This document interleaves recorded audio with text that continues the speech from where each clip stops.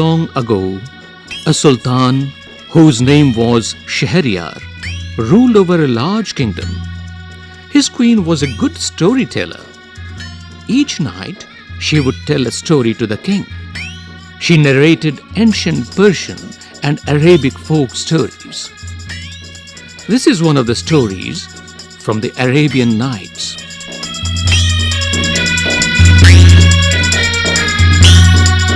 This is the story about a man who cannot stop talking.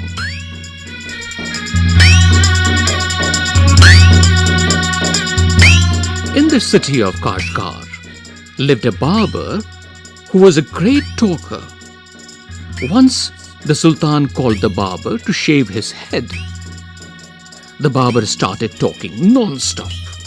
Instead of shaving him, the Sultan got angry. "When are you going to stop talking and begin to do your work?" The barber replied, You do me an injury by calling me a chatterer. For everyone says I am very quiet. I have 6 brothers, whom you might call chatterers. Their names are Bugbon, Bugburia, Bugbuk, Al-Kuz, Al-Nashi, and Shakabak. One is humpbacked, one is toothless, one is half-blind, one is quite blind, one is deaf, and the other has a defect in his speech, and they are all great talkers. But I am the youngest of my family, and I am very quiet and sparing with words. "Give him 3 pieces of gold," the Sultan cried, losing all his patience, "and send him away. I'll not be shaved today." "My master," cried the barber, "it was not I who came to seek you. It was you who ordered me to come. So I will not quit your house till I have shaved you." He then began narrating another story, which lasted half an hour. "Stop making your fine speeches and let me go quickly. I have an affair of the greatest importance. I have to go out at noon," said the Sultan.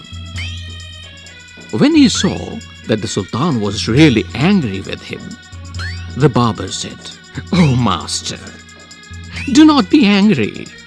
I'll begin to shave you."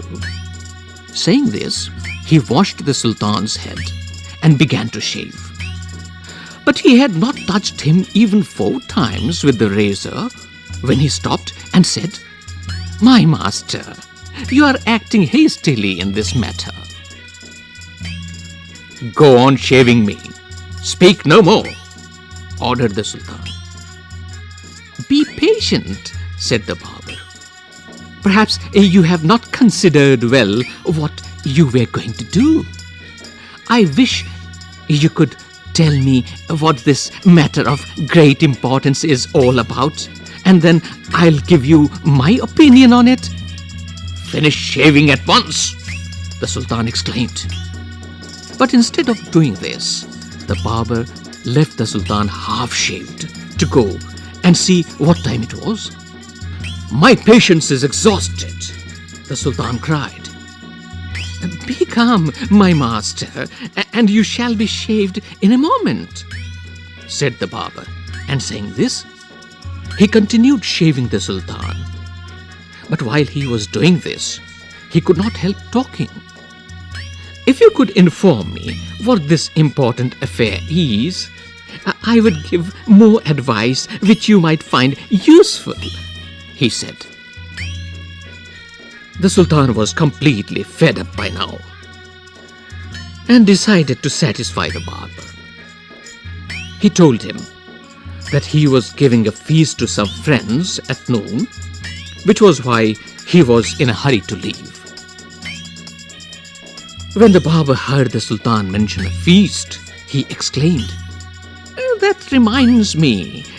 Yesterday, I invited 4 or 5 friends to come to my house today. But I had quite forgotten it. and have not made any preparations for them.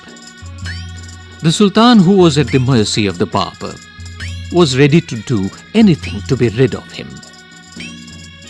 "Be quick and finish your work," the Sultan replied, "and you shall have all the food that has been prepared for me today."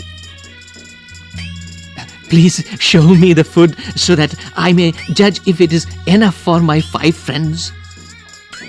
"I have enough food for you," the Sultan exclaimed. But he ordered that all the food prepared for his feast be brought in. The barber looked over the food and said, "This is very good, but I shall want some fruit for the dessert also." The Sultan, in desperation, since his head was half-shaved, ordered that the fruits should also be brought in. The barber left off shaving the Sultan to examine each dish separately. This took up half an hour. The Sultan stamped his feet impatiently, but the barber did not hurry. At length, however, he again took up the razor, but after a few minutes of work, stopped suddenly and cried, I never knew that you were so generous."